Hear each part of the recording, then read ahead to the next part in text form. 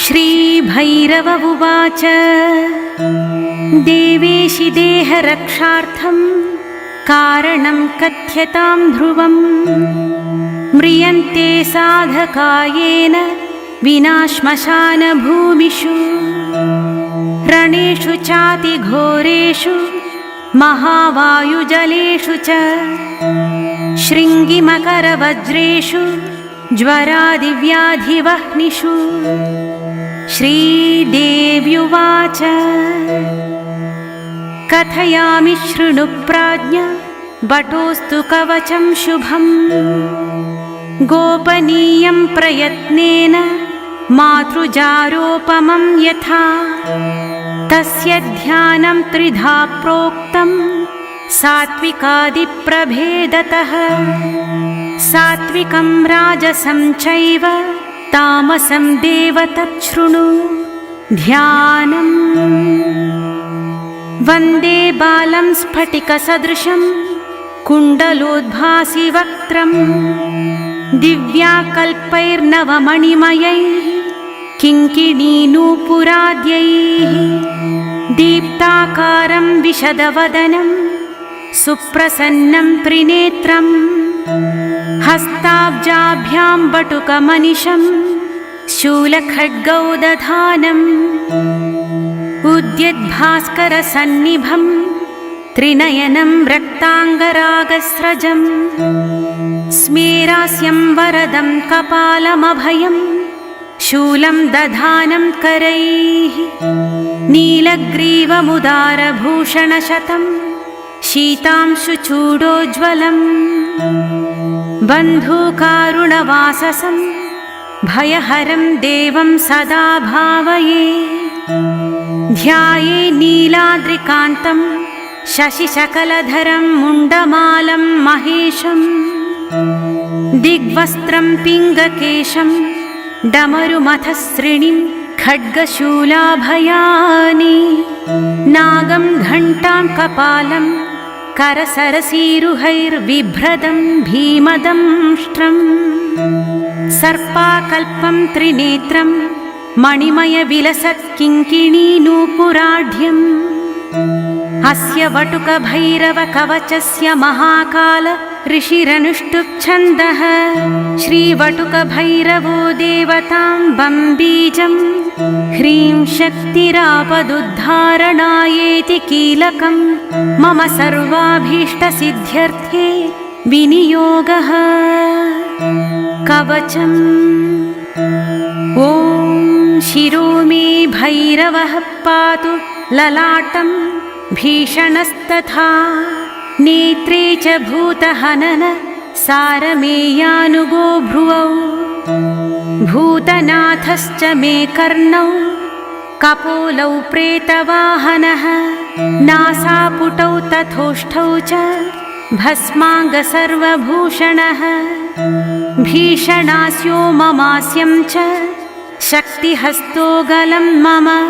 स्कन्धौ दैत्यरिपुः पातु बाहु अतुलविक्रमः पाणि कपाली मे पातु मुण्डमालाधरो हृदं वक्षस्थलं तथा शान्तः कामचारी स्तनं मम उदरं च समेतुष्ट क्षेत्रेश पाश्वतस्तथा क्षेत्रपालपृष्ठदेशं क्षेत्राख्यो नाभितस्तथा कटिं पापौघनाशश्च बटुकोलिङ्गदेशकं गुदं रक्षाकरः पातु ऊरू रक्षाकरः सदा जानू च घुर्घुरारावो जङ्घे रक्षतु रक्तपः गुल्फौ च पादुकासिद्धः पादपृष्ठं सुरेश्वरः आपादमस्तकं चैव आपदुद्धारणस्तथा सहस्रारे महापद्मे कर्पूरधवलो गुरुः पातु मां वटुको देवो भैरवः सर्वकर्मसु पूर्वस्यामसि ताङ्गो मे दिशि रक्षतु सर्वदा आग्नेयां चरुरुः पातु दक्षिणे चण्डभैरवः नैऋत्यां क्रोधनः पातु मामुन्मत्तस्तु पश्चिमे वायव्यां मे कपाली च नित्यं पायात् सुरेश्वरः भीषणो भैरवः पातु उत्तरस्यां दिशि सर्वदा संहार भैरवः पातु दिश्यैशान्यां महेश्वरः ऊर्ध्वे पातु विधाता वै पाताले नन्दिको विभुः सद्यो जातस्तु मां पायात् सर्वतो देवसेवितः वामदेवोऽवतु प्रीतो रणे घोरे तथावतु जले तत्पुरुषः पातु स्थले पातु गुरुः सदा डाकिनी पुत्रकः पातु दारां स्तुलाकिनी सुतः पातु साकलको भ्रातृन् श्रियं मे सततं गिरः लाकिनी पुत्रकः पातु पशूनश्वानजांस्तथा महाकालोऽवतु छत्रं सैन्यं वैकालभैरवः राज्यं राज्यश्रियं पायात् भैरवो भीतिहारकः रक्षाहीनं तु यस्थानं वर्जितं कवचेन च तत्सर्वं रक्ष मे देव त्वं यतः सर्वरक्षकः एतत् कवचमीशान तव स्नेहात् प्रकाशितं नाख्येयं नरलोकेषु सारभूतं च सुश्रियं यस्मै कस्मै न दातव्यं कवचेशं सुदुर्लभं न देयं परशिष्येभ्यः कृपणेभ्यश्च शङ्करः यो ददाति निषिद्धेभ्यः स वै भ्रष्टो भवेद्ध्रुवम् अनेन कवचेशेन रक्षां कृत्वा द्विजोत्तमः विचरन्यत्र कुत्रापि विघ्नौघ्यै प्राप्यते न सः मन्त्रेण म्रियते योगी कवचं यन्न रक्षितः तस्मात् सर्वप्रयत्नेन दुर्लभं पापचेतसा भूर्जेरम्भात्वजेवापि लिखित्वा विधिवत् प्रभो धारयेत् पाठयेद्वापि सम्पठेद्वापि नित्यशः सम्प्राप्नोति प्रभावं वै कवचस्यास्य वर्णितं नमो भैरवदेवाय सारभूताय वै नमः नमस्त्रैलोक्यनाथाय नाथनाथाय वै नमः इति विश्वसारोद्धारतन्त्रे आपदुद्धारकल्पे भैरवभैरवी संवादे वटुकभैरवकवचं समाप्तम्।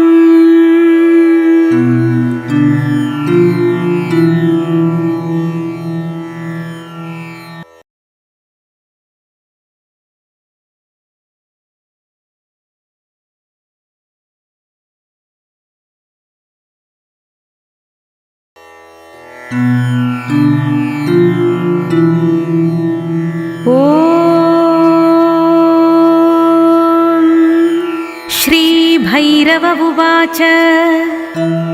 देवेशि देहरक्षार्थं कारणं कथ्यतां ध्रुवं म्रियन्ते साधकायेन विना श्मशानभूमिषु रणेषु चातिघोरेषु महावायुजलेषु च शृङ्गिमकरवज्रेषु ज्वरादिव्याधिवह्निषु। श्रीदेव्युवाच कथयामि शृणु प्राज्ञ वटोऽस्तु कवचं शुभं गोपनीयं प्रयत्नेन मातृजारोपमं यथा तस्य ध्यानं त्रिधा प्रोक्तं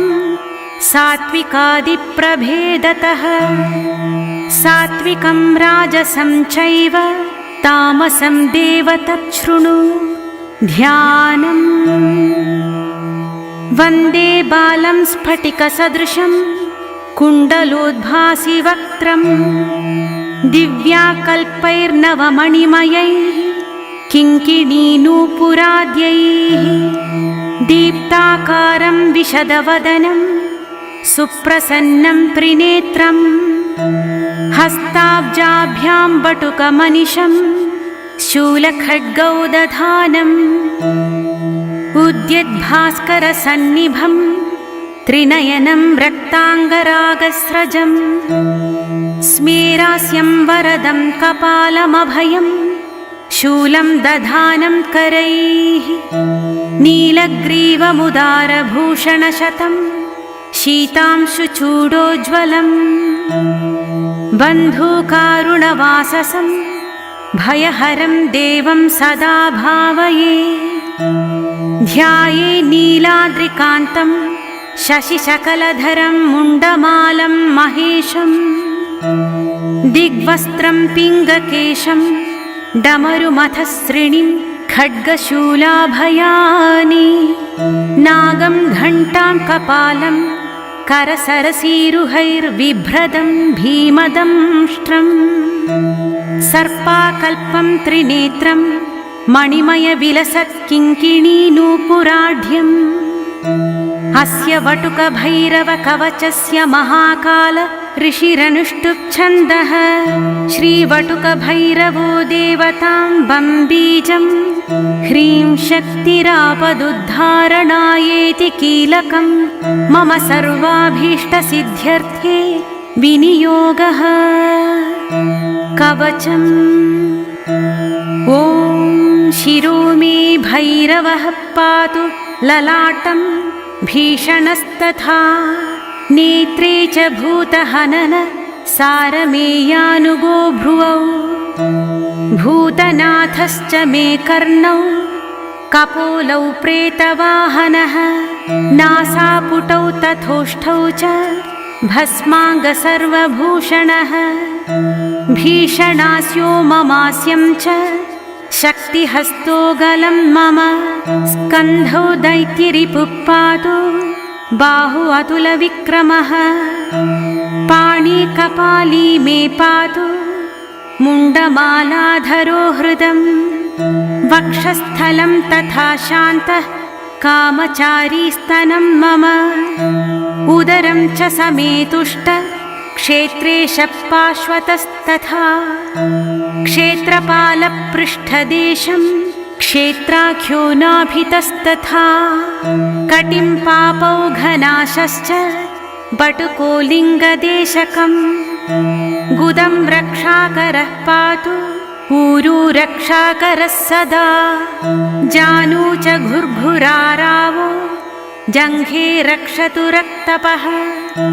गुल्फौ च पादुकासिद्धः पादपृष्ठं सुरेश्वरः आपादमस्तकं चैव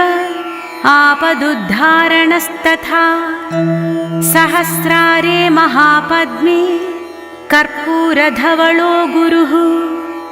पातु मां वटुको देवो भैरवः सर्वकर्मसु पूर्वस्यामसिताङ्गो मे दिशि रक्षतु सर्वदा आग्नेयां चरुरुः पातु दक्षिणे चण्डभैरवः नैऋत्यां क्रोधनः पातु मामुन्मत्तस्तु पश्चिमे वायव्यां मे कपाली च नित्यं पायात् सुरेश्वरः भीषणो भैरवः पातुत्तरस्यां दिशि सर्वदा संहार भैरवः पातु दिश्यैशान्यां महेश्वरः ऊर्ध्वे पातु विधाता वै पाताले नन्दिको विभुः सद्यो जातस्तु मां पायात् सर्वतो देवसेवितः वामदेवोऽवतु प्रीतो रणे घोरे तथावतु जले तत्पुरुषः पातु स्थले पातु गुरुः सदा डाकिनी पुत्रकः पातु दारां स्तुलाकिनी सुतः पातु साकलको भ्रातृन् श्रियं मे सततं गिरः लाकिनी पुत्रकः पातु पशूनश्वानजांस्तथा महाकालोऽवतु छत्रं सैन्यं वैकालभैरवः राज्यं राज्यश्रियं पायात् भैरवो भीतिहारकः रक्षाहीनं तु यस्थानं वर्जितं कवचेन च तत्सर्वं रक्ष मे देव त्वं यतः सर्वरक्षकः एतत् कवचमीशान तव स्नेहात् प्रकाशितं नाख्येयं नरलोकेषु सारभूतं च सुश्रियं यस्मै कस्मै न दातव्यं कवचेशं सुदुर्लभं न देयं परशिष्येभ्यः कृपणेभ्यश्च शङ्करः यो ददाति निषिद्धेभ्यः स वै भ्रष्टो भवेद्ध्रुवम् अनेन कवचेशेन रक्षां कृत्वा द्विजोत्तमः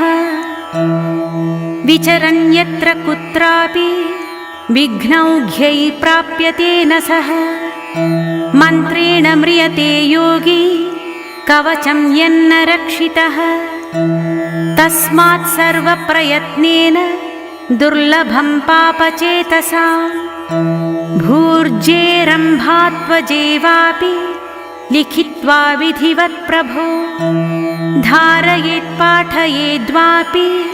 सम्पठेद्वापि नित्यशः सम्प्राप्नोति प्रभावं वै कवचस्यास्य वर्णितं नमो भैरवदेवाय सारभूताय वै नमः